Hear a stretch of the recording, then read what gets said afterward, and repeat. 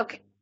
So last lecture मध्ये आपण कोणता पॉइंट डिस्कस केलेला होता? तर नॅचरल रबर्स आणि काय काय Buna N, Buna S, neoprene, phenol formaldehyde polymer आणि मेलामाइन पॉलिमर. ठीक आहे. Now this we are going to discuss rayon. हा जो आहे सेमी सिंथेटिक पॉलिमर. कसला पॉलिमर आहे? आपण टाइप्स बेस्ड ऑन सोर्स म्हटलेलं. नॅचरल आहे, सिंथेटिक आहे आणि काय तर सेमी सिंथेटिक. सेमी सिंथेटिक म्हणजे काय? मॅनमेड. मॅनमेड नाही, सॉरी, सेमी सिंथेटिक म्हणजे मॅनमेड नाही, हायब्रिड आहे. नॅचरल आहे, त्यामध्ये केमिकल ट्रीटमेंट प्रोड्यूस केलेली आहे. मग त्यामधला एक आहे तो विस्कस रेयॉन आहे. Yes. So viscous rayon viscous rayon is a semi-synthetic fiber which is regenerated cellulose. Which is a regenerated cellulose. Cellulose is a form of wood pulp. Carbohydrate आहे cellulose actually. पॉलिशॅकराइड्स मधला. आपण biomolecules मध्ये 3 type of carbohydrates बघतो. मोनोशॅकराइड्स, ऑलिगोशॅकराइड्स आणि पॉलिशॅकराइड्स. त्या पॉलिशॅकराइड्स मधला cellulose असतो. N times त्यामध्ये मॉलिक्युल्स असतात ग्लुकोजचे. So cellulose is a form of wood pulp is transformed into viscous rayon. Cellulose कसला आहे? Linear chain polymer of glucose unit. कोणाची linear chain polymer आहे ती? Glucose unit ची. And has a molecular formula C6H10O5 N times. A modified representation of molecular formula of cellulose, cellulose OH, is used in the reaction involved in the viscous rayon formation, as shown in the figure. Cellulose in the form of wood pulp is treated with NaOH. बघा, chemical treatment आहे त्यामध्ये. कोणाबरोबर treat केलं त्याला? NaOH. To get fluffy alkaline cellulose. म्हणजे काय होतंय? ह्याचा OH आहे ना, हा H आहे तो Na बरोबर रिप्लेस होतो. मी तुम्हाला रिएक्शनला दाखवते काय होते ते. मग it is then converted to a xanthate by treating with carbon disulphide. म्हणजे तुमचा फ्लफी अल्कलाइन सेल्युलोज जो फॉर्म होतो, काय फॉर्म होतो? Fluffy alkaline cellulose. त्याला xanthate बरोबर ट्रीट केलं जातं विथ कार्बन डायसल्फाइड. आणि on mixing with dilute NaOH it gives viscous solution which is extruded through spinnerets. कशाने सेपरेट केलं जातं? स्पिनरेट्स मध्ये त्याचे धागे धागे धागे सेपरेट केले जातात. स्पिनरेट्स. इथं रिएक्शन बघा. हा ग्लुकोज एन टाइम सेपरेट झालेला सेल्युलोज. ह्याला NaOH बरोबर ट्रीट केला. हा O मायनस आणि हा H प्लस आहे आणि हा Na काय आहे तर प्लस. प्लसला काय रिप्लेस होणार आहे तर plus. So alkali cellulose form झाला. आता हा alkali cellulose carbon disulphide, carbon disulphide C double bond S, C double bond काय असते तर S. सो इथला जो Na हा इथं बघा, हा O मायनस आणि इथं काय आहे तर Na. हा स्ट्रक्चर आहे तसा इथं ठेवला जातो, मध्ये आहे तसा ठेवला जातो. म्हणजे इथं सेल O, इथं काय आहे तर Na आणि ह्याच्यामध्ये कार्बन डबल बॉन्ड S. परत डबल बॉन्ड S असते, नाही सिंगल बॉन्ड घेणार कारण तो शिफ्ट होणार पुढं. लिंकिंग बॉन्ड ब्रेक झाला, वर पुढचा एक बॉन्ड मागचा एक बॉन्ड. ह्याला म्हणतात सेल्युलोज झॅन्थेट. आता ह्या सेल्युलोज झॅन्थेटला हायड्रोलाइज करून रिजनरेट करतात. काय करतात? आहेच पहिला बनवतात, म्हणजे परत कार्बन डायसल्फाइड वगैरे बाहेर काढायचा. हा Cl डबल बॉन्ड SH ह्याला कशाबरोबर ट्रीट केलं? H2O. H2O H प्लस आणि OH काय झाला तर मायनस. सो इथं Na च्या जागी काय येणार आहे तर H. सो इथं काय येणार आहे तर SH. आणि ह्याला बघा रिजनरेट करायचं. SH हा वॉटर जो आहे H2O हा H प्लस आणि काय असते तर OH काय असतं मायनस. बाळांनो हे सगळं काढून टाकायचं. सगळी केमिकल ट्रीटमेंट झाली, त्याला हार्डनेस बिडनेस जे पाहिजे होतं ते आलं. हा OH परत इथं काय करायचं रिजनरेट. आणि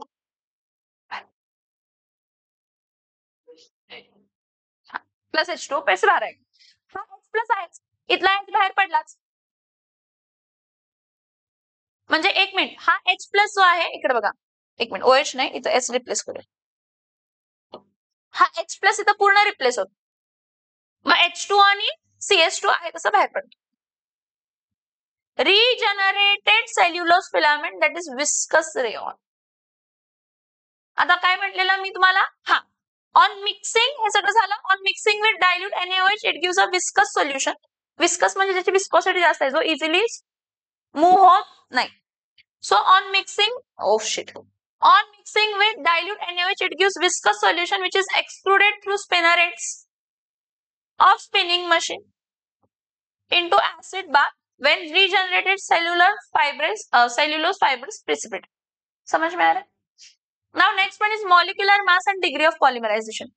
molecular mass and degree of पॉलिमरायझेशनचा एक कन्सेप्ट आहे की तुम्हाला पॉलिमरायझेशन तर करायचं, पण असं कधी पॉलिमरायझेशन असते की खूप मॅक्रो मॉलिक्युलर इतकं मोठं बनवायचं की ते हँडल करायलाच डिफिकल्ट आहे. चेन किंवा जो काही पॉलिमर आहे इतका पण मॅक्रो मॉलिक्युलर मास बनवून चालणार नाही की त्याला हँडल करता येतच आणि स्मॉलर पार्ट पण बनवू शकत नाही की त्याला पॉलिमर बनताच येत. मग त्या दोघांच्या मध्ये जे आहे दोघांच्या जे आहे ते degree of polymerization of polymer decide करते की कोणता पॉलिमर किती असायला पाहिजे. हा कितना मॅक्सिमम साइज असायला पाहिजे. So a polymer is usually a complex mixture of molecules of different molecular mass. Hence, molecular mass of polymer is an average of molecular masses of the constituent molecules. Molecular mass of polymer depends upon the degree of polymerization. Degree of polymerization is the number of monomer units in the polymer molecule. Degree of polymerization म्हणजे काय? Yes, number of monomer units in the polymer. जो काय polymer आहे तो. हा आता तो खूप हाय असून पण चालत नाही बाळांनो. Most of the mechanical properties of polymer depends upon their molecular mass. Low molecular mass polymers are liable to be brittle and have low mechanical strength. एक आहे. दुसरं, if a polymer is allowed to attain a very high molecular mass it becomes tough and unmanageable. Easily manage करू शकत नाही. Both these ends are undesirable. हे दोन्ही ends undesirable आहेत. So a polymer must possess a molecular mass more than certain minimum value in order to exhibit the properties needed for a particular application. So this minimum molecular mass corresponds to critical degree of polymerization. But the polymerization process has to be controlled at certain stage. जास्त पण मोठं करून चालणार नाही. छोटं तर brittle असणार आहे, लो मेकॅनिकल स्ट्रेंथ आहे म्हणून तुम्ही खूप सारे मोनोमर ऍड करत गेला.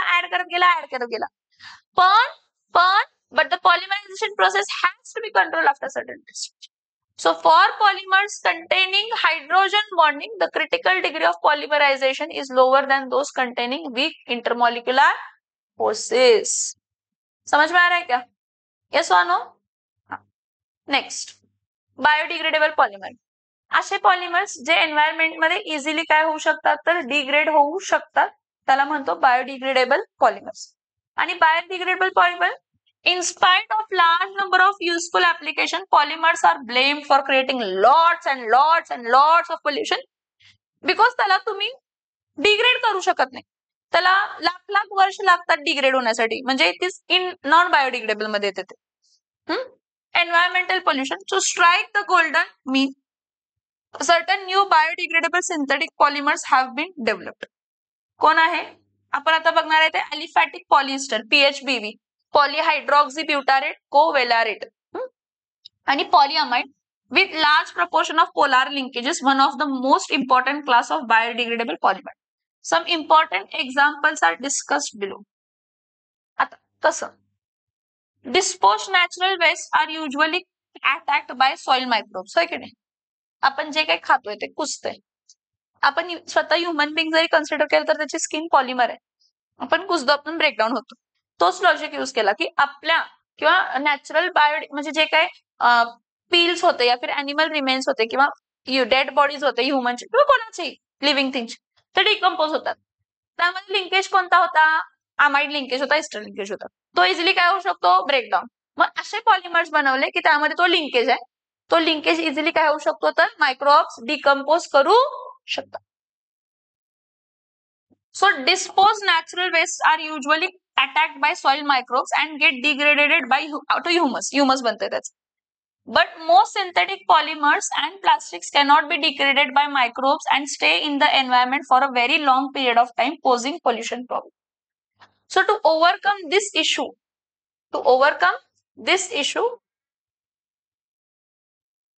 To overcome this problem of biodegradable polymers are being developed. This polymer contain functional group similar to those of biopolymers such as protein. Alpha amino acids, amide linkage असते त्यामध्ये. कसला linkage असतो? So aliphatic polyesters are also important class of biodegradable polymers. PHBV, polyhydroxybutyrate covalerate. हा, आता PHBV polyhydroxybutyrate कसा असतो आणि हे कसं फॉर्म होते सांग.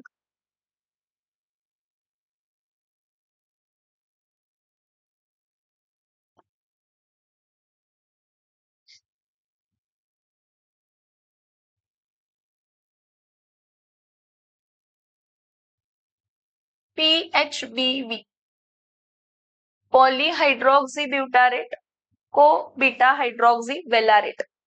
ठीक आहे, ह्याचं मिनिंग काय बघा. आपण बीटा हायड्रॉक्सी ब्यूट्रिक ऍसिड बनवतो. ठीक आहे, परत बीटा हायड्रॉक्सी वॅलरिक ऍसिड हे दोन ऍसिड घेतो, एन टाइम्स घेतो आणि ह्यामध्ये लिंक लिनियर चेन कंडेन्सेशन पॉलिमरायझेशन होतात. वॉटर मॉलिक्यूल रिमूव्ह होतो. या ब्यूट्रिक ऍसिड कसा असतो इथं बघा. First carbon, second carbon, third carbon आणि काय तर फोर्थ कार्बन. ठीक आहे, इथं COOH मी माझ्याप्रमाणे लिहिते, मला जसं लिहायचं. हा CH3 single bond CH2 single bond CH single bond COOH. बाळांनो हा CH2 हा ब्यूट्रिक ऍसिड आहे. हा अल्फा कार्बन आहे आणि हा बीटा कार्बनला OH जॉईन होणार. बीटा कार्बनला काय जॉईन होणार समजतंय का? ह्याचं नाव आहे बीटा हायड्रॉक्सी ब्यूट्रिक ऍसिड. काय? Beta hydroxy butyric acid. परत नेक्स्ट वेलरिक ऍसिडला परत first carbon, second carbon, third carbon, fourth carbon, fifth carbon. Fifth कार्बनला CO काय आला तर OH. हा CH2, इथं काय येणार आहे OH H, परत इथं काय येणार आहे CH2, परत इथं काय येणार आहे CH. सॉरी, हा अल्फा आहे आणि हा काय तर बीटा. बीटा कार्बनला परत काय तर OH. होतंय काय बघा. ह्याला लिहिते कसं बघा, मी काय लिहिते आणि कसं लिहिते ते बघा, आणि कसं रिमूव्हल होते ते पण बघा. लिहितंय कसं ते पहिला बघा. मी ह्याला लिहिण्याचं टॅक्ट आहे.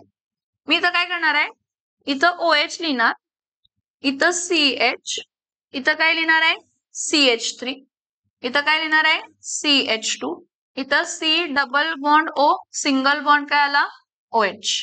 लिहिताना कसं लिहिलं, हा OH लिहिला, इथं अल्काइल ग्रुप शिफ्ट केला, कारण मला वॉटर मॉलिक्यूल रिमूव्ह करायचं आणि मला ईस्टर लिंकेज क्रिएट करायची. कसली लिंकेज क्रिएट करायचे? ठीक. आता नेक्स्ट ह्याला पण सेम, इथं काय घेणार आहे OH, इथं काय घेणार आहे CH, इथं काय येणार आहे CH2 आणि काय येणार आहे CH3. परत इथं काय येणार आहे CH2 C double bond O single bond OH. लक्षात येते का बघा काय केलं. परत हा जो ग्रुप आहे हा इथं शिफ्ट केला, म्हणजे शिफ्ट म्हणजे जागा फक्त लिहिण्याचं टाईप चेंज केलं. का? मला वॉटर मॉलिक्यूल रिमूव्ह करायचं, मला कंडेन्सेशन पॉलिमरायझेशन दाखवायचं. कसला पॉलिमरायझेशन दाखवायचंय? कंडेन्सेशन. सो हे बघा, इथला H, OH चा H, कार्बोक्सिलिक ऍसिडचा OH, OH चा H, कार्बोक्सिलिक ऍसिडचा OH. आता हा किती टाइम्स घेतलाय, हा किती टाइम्स घेतलाय N टाइम्स. सो हा किती टाइम घेतला N टाइम, आणि हा पण किती टाइम घेतला N time. Under suitable conditions काय झालं हे बघा, इथं O, परत CH CH2 C double bond O, इथं OH. परत परत इथं काय येणार आहे O सेकंड मॉलिक्यूलचा O, इथं CH, इथं CH2, इथं CH3, परत इथं काय येणार आहे CH2 C double bond O dash. हाँ वहां पे CH, सॉरी इथं CH3 येणार, हा लिंक आहे ना, सो इथं काय येणार आहे CH, हा किती टाइम्स रिपीट होणार आहे, सो पॉली हायड्रॉक्सी ब्युटारेट को बीटा हायड्रॉक्सी वेलरेट, हे बघा PHBB पॉलीहायड्रॉक्सी ब्युटारेट ब्युट्रिक ऍसिड आहे, को बीटा हायड्रॉक्सी वेलरेट, पॉली पहिला पॉली कशासाठी बीटा हायड्रॉक्सी ब्युटारेट, मग को अजून को पॉलिमर कोण आहे त्याचा बीटा हायड्रॉक्सी वेलरेट, आणि यामध्ये कसली लिंकेज आहे, यामध्ये कसली लिंकेज आहे ईस्टर, कसली लिंकेज आहे समझ में आ रहा है, ठीक है। Next nylon 2 nylon 6, nylon dash 2 dash nylon काय आहे तर 6, नायलॉन 2 डॅश नायलॉन 6 मध्ये आपण ग्लायसिन यूज करतो, ग्लायसिन कसा असतो NH2 परत इथं काय येणार आहे CH2 परत इथं काय येणार आहे COOH, हा N टाइम्स घ्यायचा, ह्याला आपण ग्लायसिन म्हणतो, हा एकमेव असा अल्फा अमायनो ऍसिड आहे ज्याला असिमेट्रिक कार्बन नाहीये, कारण आपल्याकडे टोटल अल्फा अमायनो ऍसिड 20 आहेत, त्या 20 अल्फा अमायनो ऍसिड मध्ये एकमेव असा अल्फा अमायनो ऍसिड आहे की त्याच्या जो कार्बन आहे अल्फा कार्बन तो असिमेट्रिक सिमेट्रिक आहे, दोन्ही कार्बनला दोन्ही हायड्रोजनच आहेत, हा काय झाला ग्लायसिन, आणि कॅप्रोइक ऍसिड कोणता ऍसिड, हा मग कॅप्रोइक ऍसिड मध्ये कोणता अमाइन मधला, मग हा N टाइम्स इथं काय येणार आहे परत एप्सिलॉन कॅप्रोइक ऍसिड, हा NH2 ई कॅप्रोलॅक्टम सारखा पण ओपन चेन, कसली चेन येस H2N, इथं CH2 5 टाइम्स, आणि इथं C double bond O single bond OH, ह्याचं नाव काय एप्सिलॉन कॅप्रोलॅक्टिक,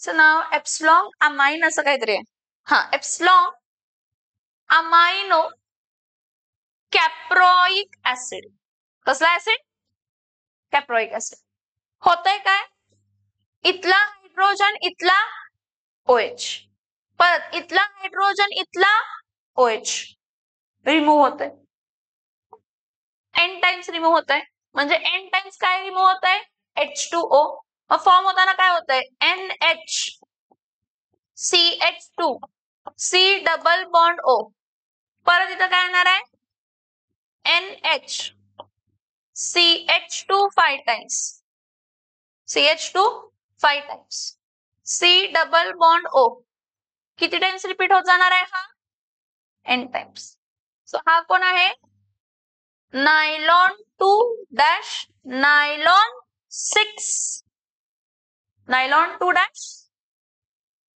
ग्लायसिन आणि epsilon amino caproic acid, epsilon कारण एप्सिलॉन कार्बनला NH2 ग्रुप जॉईन आहे, कोणत्या कार्बनला आहे कोणत्या कार्बनला आहे एप्सिलॉन, समजते का मी काय सांगितलं येस और नो,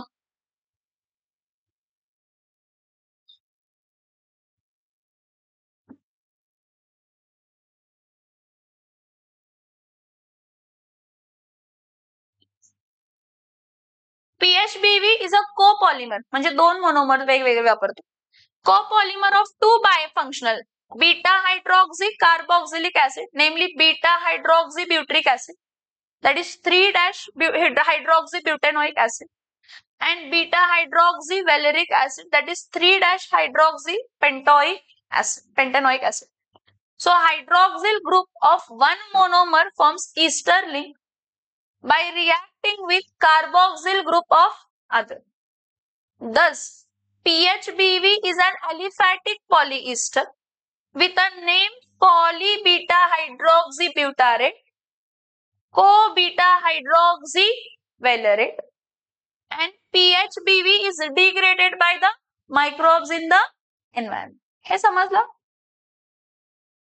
4 कार्बन आहे, बीटा कार्बनला OH आहे. 5 कार्बन आहे, बीटा कार्बनला OH आहे. इथला OH चा काय रिमूव्ह झाला? OH चा काय रिमूव्ह झाला? H OH H OH N times link झाली PHPV. नायलॉन टू नायलॉन 6 ची रिएक्शन नाही दिली, पण मी दिलेली आहे. लिहा, समजा, बघा. परत एकदा लिहिते पाहिजे असेल तर. हा इथं काय आहे तर NH2, इथं काय आहे तर CH2, C double bond O, single bond OH आहे. परत H2N सिंगल बॉन्ड CH2 किती टाइम आहे? 5 times. C double bond O, single bond काय आहे तर OH. सो इथं काय येणार आहे तर NH CH2 C double bond O, परत NH CH2 C double bond O.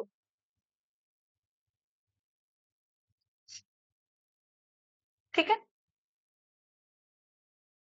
आता कमर्शियली इम्पॉर्टंट पॉलिमर्स जे आपण डे टू डे लाईफ मध्ये वापरतो त्याचं फक्त सेम शॉर्टकट मध्ये दिलंय. मोनोमर काय, पॉलिमेरिक स्ट्रक्चर काय आणि ऍप्लिकेशन काय. आपल्याला लक्षात ठेवायचं तुझा ट्रेड नेम, मोनोमर आणि ऍप्लिकेशन. ठीक आहे. सगळ्यात पहिला पर्स्पेक किंवा ऍक्रिलिक गॅस, त्याला मिथाइल मिथ ऍक्रिलेट वापरतो. हे बघा, CH2C COOMe ऍक्रिलेट, मिथिल ऍक्रिलेट. आणि इथं काय आहे तर CH3 मिथाइल मिथॅक्रिलेट. कशामध्ये वापरले जातात? Lenses, paints, security, barrier, LCD screens, shatter resistant glasses. जोरात जरी धडक आपटलं तर ती ग्लास ब्रेक होत नाही. Next butadiene and acrylonitrile. हे स्ट्रक्चर मी दाखवलेलं आहे. कशामध्ये वापरतात? It is a rubber adhesive, rubber belts, shoe soles, O-ring gaskets. Buna N rubber, synthetic rubber. PVC pipes. Polyvinyl chloride, vinyl chloride बघितलंय हा आपण structure. CH2CHCl N times. Water pipes, raincoats and flooring. Polyacrylamide CH2CH C double bond NH2. So CH2CH double bond NH2 N times. Polyacrylamide gel used in electrophoresis. Urea formaldehyde resin. So हा urea आणि हा काय तर फॉर्मॅल्डिहाइड. Actually हा कसा असतो युरियाचा? NH2 C double bond O, परत काय असते NH2. परत इथं फॉर्मॅल्डिहाइड काय असते HC double bond O, single bond काय असते तर H. काय होतंय? इथला एक हायड्रोजन, इथला एक हायड्रोजन, 2 हायड्रोजन आणि इथला ऑक्सिजन H2O. मग NHCONH CH2 N टाइप्स. मग ते कुठं वापरले जातात? Urea formaldehyde, unbreakable dinnerwares, decoratives and laminates. Glyptal, लक्षात ठेवायचं ग्लिप्टाल, प्रेमाचा आहे ग्लिप्टाल बोर्डवाल्यांचा. इथिलीन ग्लायकॉल आणि फॅटॅलिक ऍसिड. आपण पॉलिस्टर बनवतो, मग तिथं इथिलीन ग्लायकॉलच वापरतो, पण टेरिफॅटॅलिक ऍसिड वापरतो. मग आपल्याला टर्लिन किंवा डॅक्रॉन मिळतं. ग्लिप्टाल कसं मिळतं? इथिलीन ग्लायकॉलच, पण टेरिफॅटॅलिक ऍसिड ऐवजी फॅटॅलिक म्हणजे पहिल्या आणि दुसऱ्या कार्बनला COOH आहे. पहिल्या आणि COOH. So it is used in paint and lacquers. कशामध्ये वापरलं जातं? Paints and lacquers. Polycarbonates, bisphenol, phosphate. Electrical and telecommunication hardwares, food grade plastic container म्हणजे फूड स्टोअर करू शकतो. Thermocol made from air filled thin walled beads polystyrene. Polystyrene हे कसं होतं? Styrene कसं होतं बाळांनो? आपण वापरलं ना ब्युना एस मध्ये. हा फक्त N टाइम्स घ्यायचा, हा फक्त N times. So non-biodegradable styrene can be leached when heated, therefore it is banned. For namesake, is still used. समजलं? This is all about polymer. What you need to do now? You need to do is जेवढे काय structures मी दिले आता जे लिहून वगैरे ते सगळे ड्रॉ करायचे. ड्रॉ करा. फॉर्मॅलिडेटचं, मेलामाइनचं, सगळे सगळे सगळे. ओके.